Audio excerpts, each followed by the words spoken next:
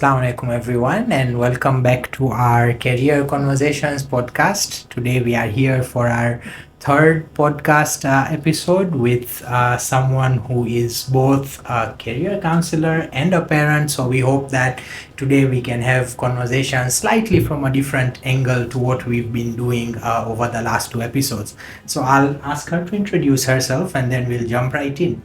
So thank you so much for having me. This is really a treat. So my name is Deb Backlund, and I'm a career counselor. I also go by Debra Abdulrasul, for those of you that are familiar with me from the community. And I've been a career counselor for about 5 years now, working for Dar es Salaam International Academy. Thank you, Deb. And I am Farhan Yusuf, your host for this podcast.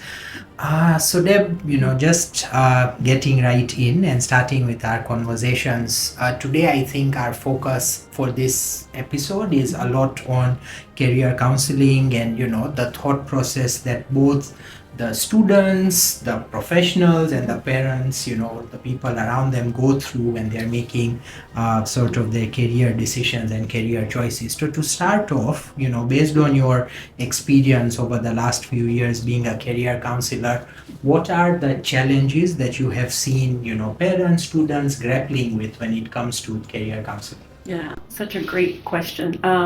So we try to tell students in the beginning stages when we start the conversations with them. We try to say the first step is to know yourself. Who are you? What are your aspirations? What are you hoping for?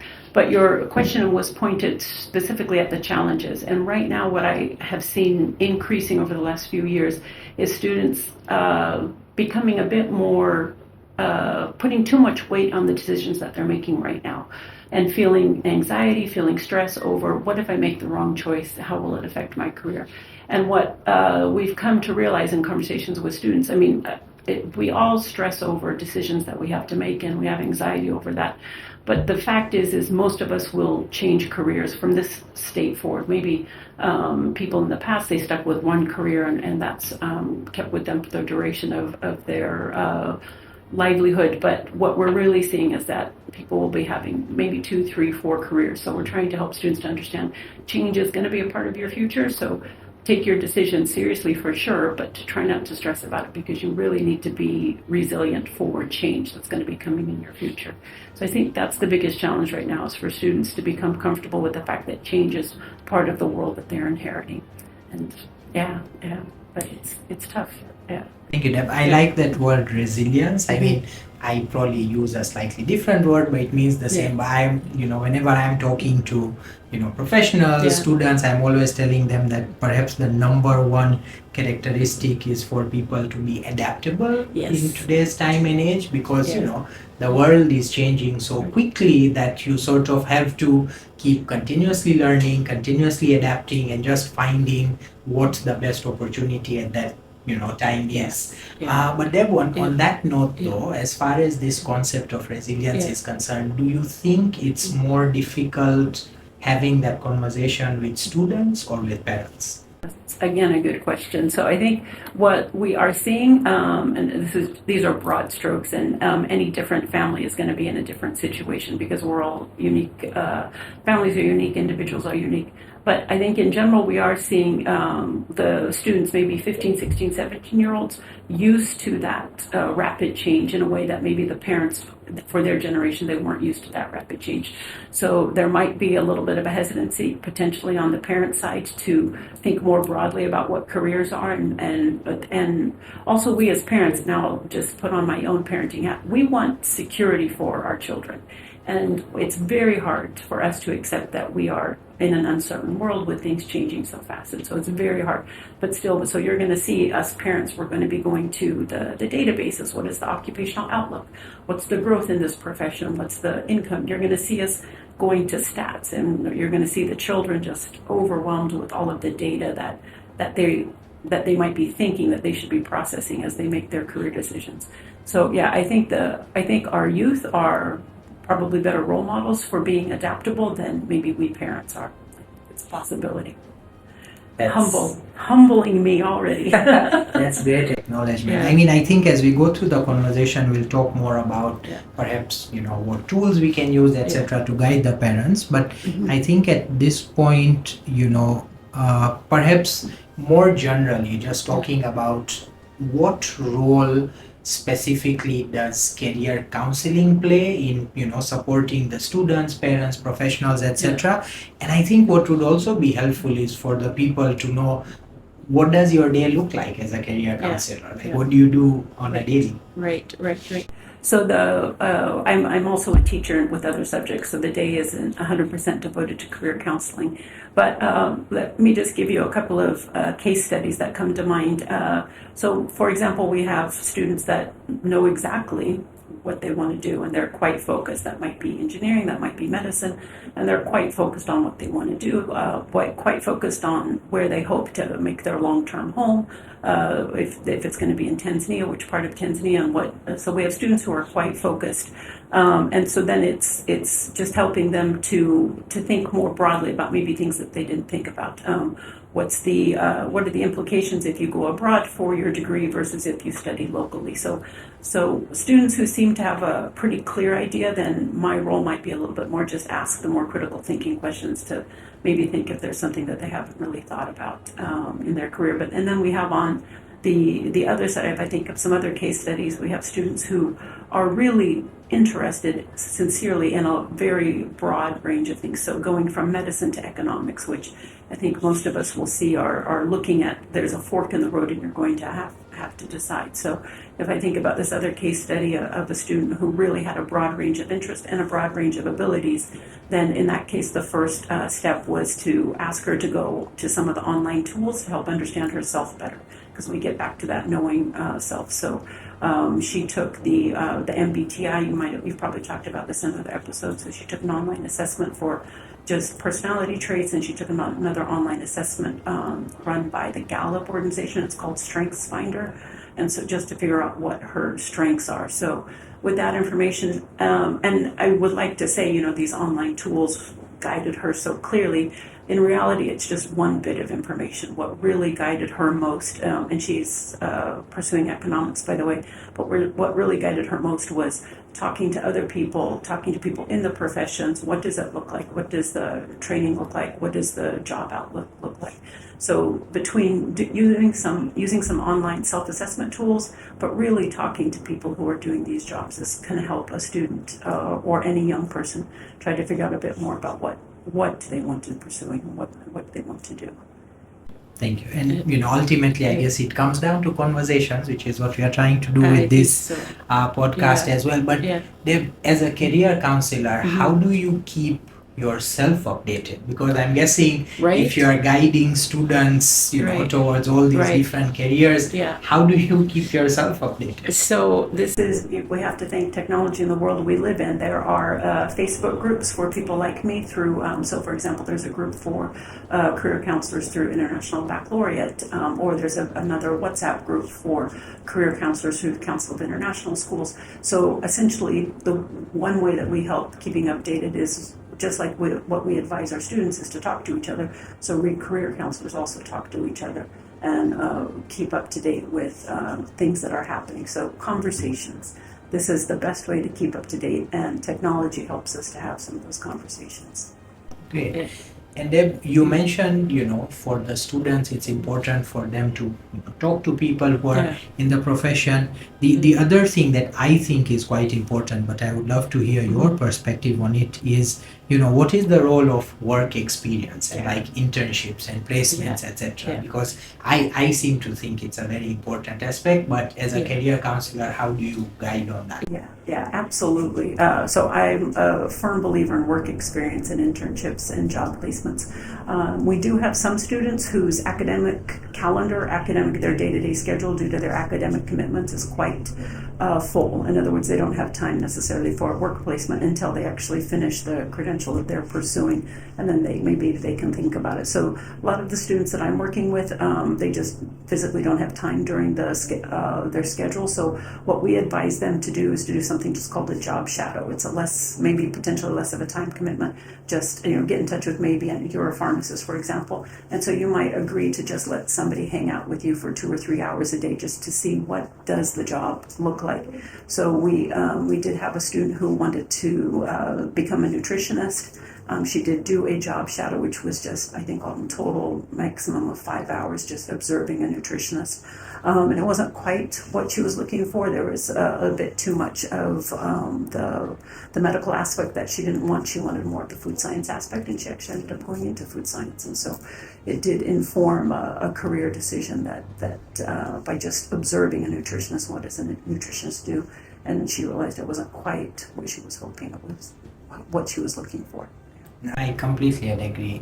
Yeah. Agree, and I think especially in today's time when there's so many options, the best way I think is to walk a mile in those Yes. shoes, or Yes. at least Yeah. trying the shoes on Yes. so that you know whether you want to keep wearing them or not. But when we talk about, so before I go to my other question, what about extracurriculars, right? Because I think that's, and ultimately we'll come down to having a conversation around how do we convince parents that aside from academics and grades, students need some other things, but first, how important are extracurriculars? Yes. So what's so interesting is there's a job placement company in Dar that I sent them. This goes back 2-3 years ago, but I think the data is still accurate. And I just said, what are the skills that are most in demand in what you're trying to place? And then the World Economic Forum publishes the skills in demand for 2024, and all of those lists have nothing to do with they have nothing to do with academics. It's all critical thinking, it's collaboration, it's self-management. So these extracurriculars, that's actually where you're going to find out, am I a good leader, or am I a good follower, am I a good project manager, and what can I upskill myself in terms of what the market is looking for. So is it critical thinking? Is it project management? Is it computer literacy? Is it information literacy? And the skills are actually in demand, and they don't really show up maybe in an assessment on mathematics abilities. So what we see is that what the workplace is asking for are the things that would be demonstrated through extracurriculars. And to my question that I alluded to earlier, Deb, how do you communicate this with parents, right? Yeah. Because I think, we come from, I think Tanzanian culture is very academic, and people are very much focused on study hard, get the right grades and all of that. And I feel like many a times the extracurriculars, the job placements, the shadowing, etc. sort of falls behind. How do you have this conversation with parents? Yeah. So I mean, my parent body is very small. We're a very small school, so it's and we have meetings and we share information with them. But I probably the community that I work with is a bit more receptive to this kind of information. I do think that we, in general, not globally, and now I'm talking about what other career counselors say on the Facebook groups and on the WhatsApp groups. We talk about the big three, engineering, law, medicine. And this is a global thing where parents are like, well, if it's not engineering, law, and medicine, how will my child support him or herself? And so globally, career counselors are like, how can we reframe this? How can we move away from those big three?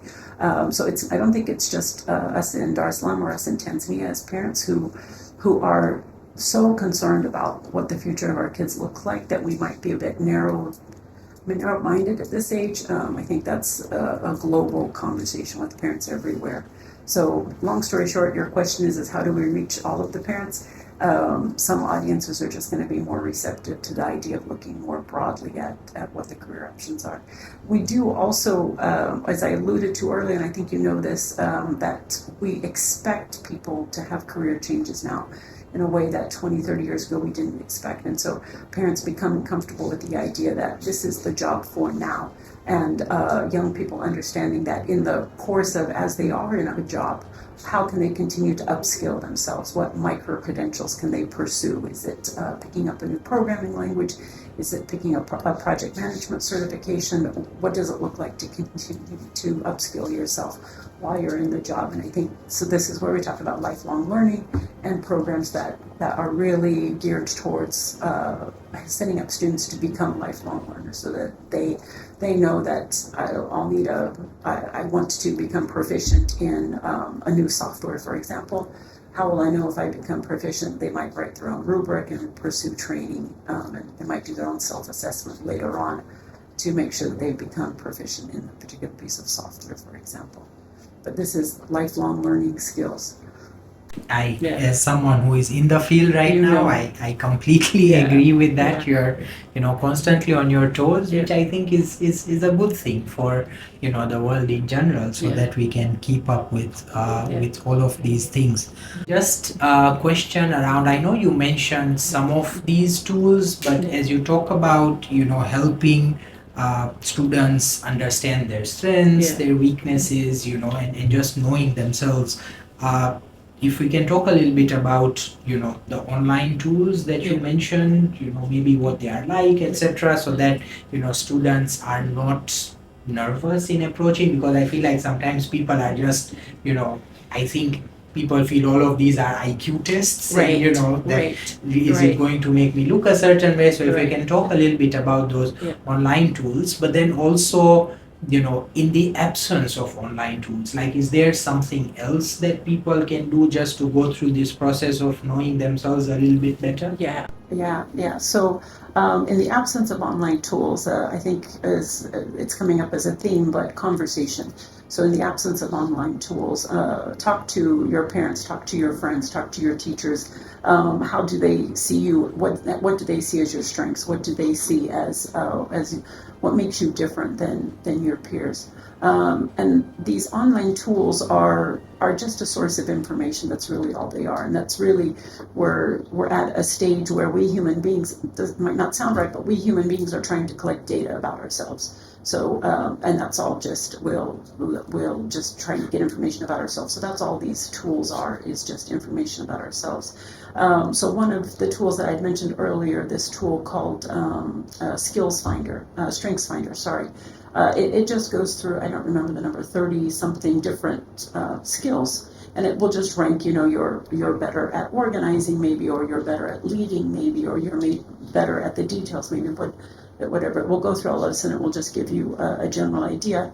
And the reason I became interested in this tool, and we've used it, again, it's just information. It's not giving clear direction on futures for students, or for people who are done with their studies in their mid-career. It's just a piece of information. But one thing that I found compelling is one of the case studies that I read about was a person who, she found herself as a salesperson. And she didn't see herself as a salesperson, because sales implies persuasion, and it implies things that she didn't recognize in herself as skills in herself. So nonetheless, she found herself in this job as a salesperson. And so she took the Strengths Finder assessment and found out she was very strong in education. That was a value, and that was something she wanted people to learn. And so she didn't change her field, which you probably might have thought that's where the story was going, is that she became a teacher. No, she reframed the job that she was in, and rather than seeing herself as somebody who was intending to persuade people, she was intending to educate people on the benefits of the product or service. I don't remember what it was that she was selling. So she didn't change her career, but she reframed her approach to it and found better job satisfaction. And so sometimes these tools, again, just bits of information, they won't necessarily change our career path or plans, but it might help us to realize something in ourselves that we didn't know about before, and help us engage more deeply with the career that we are in. Maybe. I completely agree. And I think, just in the spirit of giving you a bit of a break and sharing a story from my side, is that I think even for me, that's exactly the kind of reframing that I did for myself as well, because I think usually when you study pharmacy as a degree program, everyone's expectation is that you're going to end up in a pharmacy selling or dispensing medicines to people, right? And I actually decided to do pharmacy with a completely different reason. I loved chemistry as a subject, but then also I personally felt like pharmacy was diverse in its scope. Like there was so much when I was doing my research as a student, but then by the time I finished my degree program, I was quite convinced that one of the things that I wanted to do was teach. So initially I was like, okay, should I get into academia, right? Should I go down the academia pathway? And then somewhere I realized, okay, maybe that's not for me. Like, I don't necessarily want to, study so much before I could teach others. And so I reframed and took the kind of a career pathway where I am teaching people, but it's like training health workers, etc. Right? So it's not necessarily the academic pathway, but I'm still getting to teach. I'm still getting to, interact with people, etc. So I completely agree with this whole, reframing. And I think generally, and maybe you can sort of talk about this as well, when it comes to researching careers, right? Because I feel like, when I was making some of these choices, the internet was not where it is now. Like, I definitely didn't have ChatGPT. But somewhere, even though there is more information available now, there are more tools, I feel like,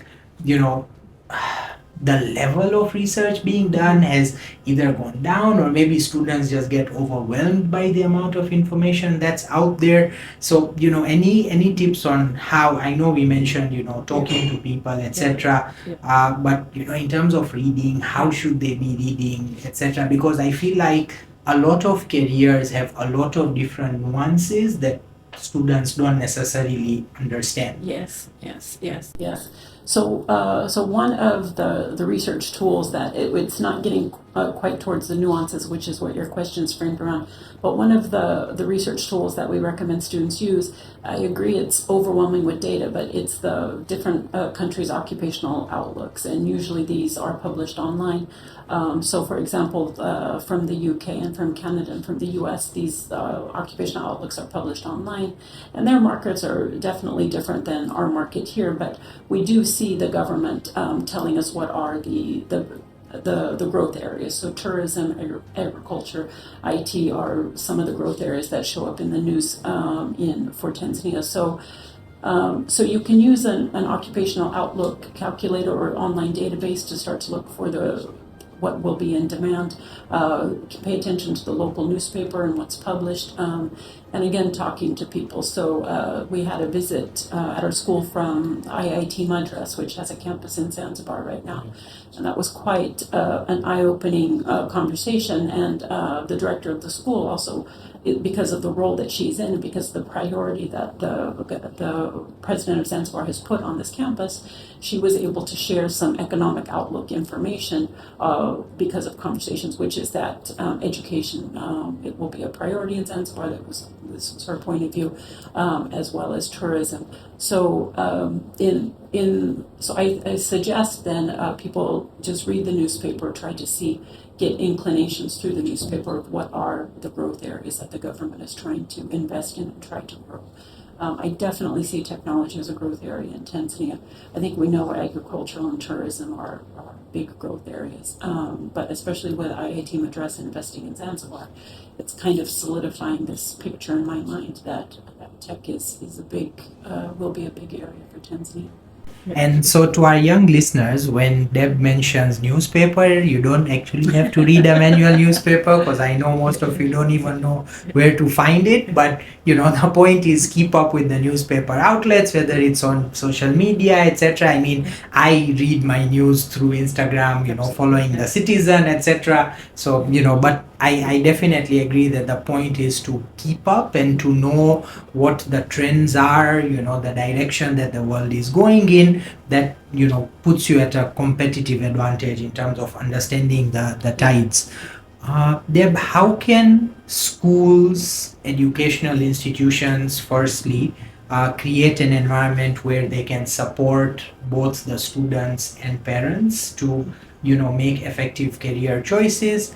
And then what about communities as well? Yeah. So I'm so glad you said what about communities as well, because as you started the question, my first instinct was to say the answer is actually in the community. Schools are just one part of the touch point for young people, and we have limited influence as a school. We definitely try to be there to guide for sure, but it really is the community and it's the home. So if you look at it at being a pie and you divide it into thirds, the community and the home play a big role in supporting children and supporting youth in making decisions. So schools can invite people to come and speak about careers, hold career fairs. Schools can, one of a very good tactic to do or is to send out a survey to all the parents to just say, first, will you be on call as a guest speaker if we reach out to you, and what is your area of expertise, what is your professional training, so that it starts to build a database in the school, so that if a teacher is teaching a unit on agriculture, for example, and the teacher's goal is not necessarily to connect it to careers, but then you can go to the database and find that there is somebody who has a business in Ifakara or somewhere related to agriculture. So you can ask that parent then to come in. So if it wouldn't take much for a school to put together a quick Google form to just send out the survey to everybody. Response rates are usually pretty low to surveys like that, which is totally acceptable, totally understandable. Everybody is busy, but at least it becomes a point for teachers and school admin to go to say, who do we have in our community right now who can speak to business development, or who can speak to app development, or whatever the career interest is. So it becomes everybody, the famous saying, it takes a village, right? So it really does become everybody helping to support the students as they figure out how the world works and what their next step looks like. I was definitely going to quote the same right? Saying. It definitely does take a bit. And I think, we see, I've seen a lot of this in movies and TV shows where parents come to, the classroom and they're telling, the students what they do, what their day looks like. So I think the key thing that you are mentioning is, to keep the parents involved as much as possible. It's busy. I know people find it difficult making time, but I think, we need to figure out, or rather the communities and the educational institutions need to figure out how to work together with the parents, because ultimately the goal is for students to become stable, find their path in life. They're moving a little bit away from like students and parents, and maybe this is not something that you deal with on a day-to-day basis because you're based in the school, but what about professionals who are already, so someone who's already finished the degree and suddenly they realize, okay, maybe I'm not in the right place. And I know you've touched on the fact that we are now moving in a world where a lot of people will change their careers, but how does someone sort of deal with that or manage that situation? Right. So reflection is a big part of the human life cycle, isn't it? Reflecting and thinking about the next step. So if somebody who is mid-career is thinking of a career change, and first of all, just understand that that's probably typical. I don't have data to support it, but I'm led to believe that we should, I think, I don't know, maybe we have 4 or 5 different careers in our lifetime. I've heard people mention this. I don't know the exact study. So if somebody is maybe mid-career and looking for a career change, I would suggest they maybe, before they make the change, because presumably they've got some years invested in the career that they're in. So is it a matter of reframing, like the story about this woman who found herself in sales, and when she realized she wasn't a salesperson, she was more of an educationalist, so is it a matter of reframing the job that you're currently in, or is it really that it's time to move on? And so if it's time to move on, looking at, and everybody's situation is going to be different. Many of us, when we're mid-career now, we have families that we're supporting, and so we don't have maybe as much freedom to make drastic decisions for upskilling ourselves. So looking at some of the online options for upskilling, Google has have you heard about the Google's professional certificate programs? They've got 5 different programs that are cost effective and can be done on your own time. Coursera has some cost-effective programs that can be done with a bit more freedom to sort of keep the upskilling up. We always think of mentorship as being something for young people, but actually even mid-career, we need that to mentor somebody who's going to help open doors for us and help show us the way. So if somebody is mid-career and is thinking about a change, trying to find somebody who can help mentor them also, I think is an important part of growing the career and making sure the career is personally meaningful as we go on. Because I think as we get into mid-careers, the personal meaningful aspect of it becomes important as well, in addition to just the sustenance, so to speak. Completely agreed. And I think, the message for me there is, both for parents, for, students, for young professionals. Yeah, the internet is your friend. Yes. Use it as effectively as possible. There's a lot of resources out there. I know you mentioned some of them. I know there's another website called ellison.com as well. I think that does a lot of these, short courses, etc. IBM has a lot of courses out there. So really, as long as you have some sort of internet connection, which is probably how you're listening to this podcast on YouTube, you can really use it to find what particular skill you need, what particular aspect you need to learn about, and just go out and get it. So really just keeping up. I mean, there are these tools that we've mentioned, but there are many more out there that we may not even be aware of because we don't deal with them on a day-to-day basis. But really just go out there, do your research and talk to people.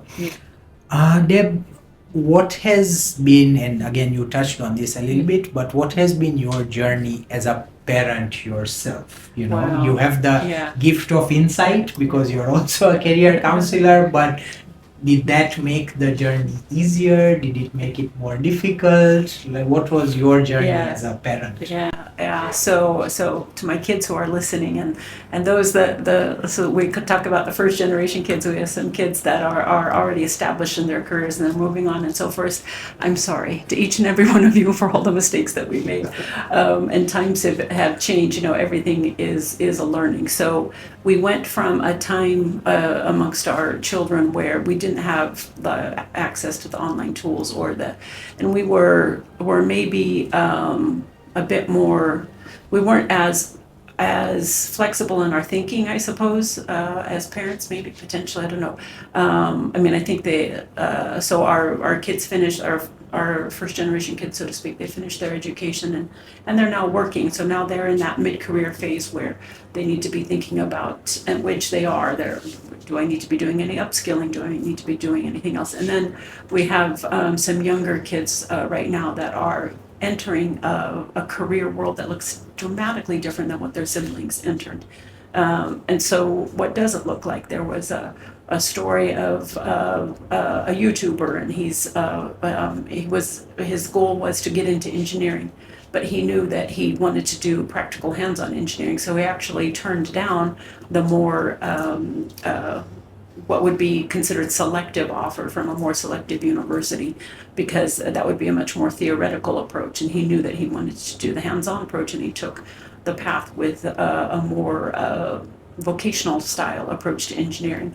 And he turned it into a YouTube career. I mean, it's amazing content and amazing work that he's done. But again, getting back to, he knew himself. So these are some of the pathways that maybe weren't as obvious, that we had so many alternate pathways when our older kids were entering in, and now when we see with our younger kids entering, it feels like there are a lot more pathways. So we as parents trying to be more open-minded, trying to be more, but still also, I think parents, so my firm message to parents, and this comes out of the child protection workshop over the weekend, which was good, which is that parents don't be afraid to actually be bold and firm, and that this really is a good decision for you because I have my experience. So parents should be bold and firm, in addition to being open-minded to understand that young people today have opportunities that we didn't have.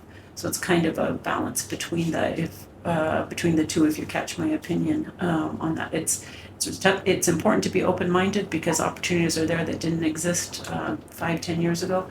but you as a parent, you do understand the world better than our young people do, and so be bold and be firm with your opinions and sharing your opinions with your kids also, if that doesn't sound too harsh. Well, yeah, I Yeah. think ultimately for me, it at least has to be a discussion until Yes, we are, yes. just like in Yeah. any negotiation Yeah. situation, I think it Yeah. needs to be a negotiation Right. and there needs to be a conversation Right. about, let's find the win-win, right? Yes. Like, how do I Yes. get, my sort of way Right. while the parents are also, relieved Yes. and they're not necessarily stressed. Yeah. But on that note, Mhm. Deb, I think one thing that parents I know when it comes to career counseling, they grapple a lot with is this question of studying local university, studying abroad. Right.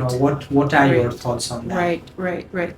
So there are so many good local options, and again, just having come from a meeting with IIT Madras, and knowing Mohanbili's reputation and knowing UDSM's reputation in the region, not just nationally. So there are many good options. I think this is where it does come down to the student and the student's own experience. There are certain careers where the local you would want to pursue the local expertise. If you want to get into political science, you want to be studying at University of Dar es Salaam because you want to have access to the local politicians. So there are certain careers where you would really want to be studying here.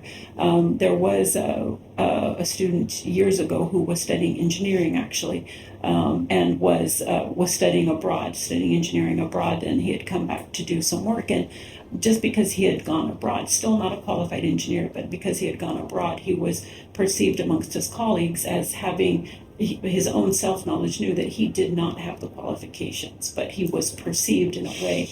So that's when he kind of thought, okay, wait, I need to be perceived for what I am, which is an engineer in training, not just because I've studied abroad. So he actually decided to pursue further training outside rather than coming back here immediately. So because he felt that if he came back here too soon, he wouldn't have authentically achieved what he had hoped for. So it's not a simple answer about studying abroad versus studying here. The African continent has a lot to offer. If a family decides that they want to look outside of Tanzania, but they can look at African Leadership University in Rwanda, they can look at schools in Mauritius, they can look at schools in Kenya, Strathmore, and there's a digital animation school there, ADMI, which has some interesting options if a student wants to get into more tech and stay locally. Dubai certainly has plenty of options. I haven't seen too many students go to South Africa. I'm certain we do have a lot of students go to South Africa from Tanzania. It's just in my limited circle, we haven't had too many students go to South Africa. But I think when people are considering Tanzania training for their next step versus international training for the next step, they just need to look at what is it that they want to be doing in their next step and where does it make most sense to get that training. I completely agree once again, and I am quite famous for being a very strong proponent of local education. So some of this is definitely, it resonates very strongly with me. And I think, as you mentioned, it's always thinking about all the different factors, right? Yeah. Where do we want to end up? Where do we want to work? Affordability, opportunity, etc. And just I think one of the things that we also need to think about is that not only is the world changing in terms of like technology, etc., it's also changing a lot in terms of geopolitics. And so, just thinking about all those elements when you're making a decision, I think is definitely helpful. Yes. Yeah. So, I don't think I have any other questions, Deb. Thank you so much. And if there's any sort of last nugget of information that you want to give to the parents and to the students, please share that with us. Yeah, I think it's the theme that you picked up on early on, just conversations, talk to people. The internet is there to support us, but it really helps to hear people's firsthand stories and firsthand experiences as we're trying to figure out and guide our students, guide our children in what their next step is. So yeah, conversations will always win, I think. Yeah.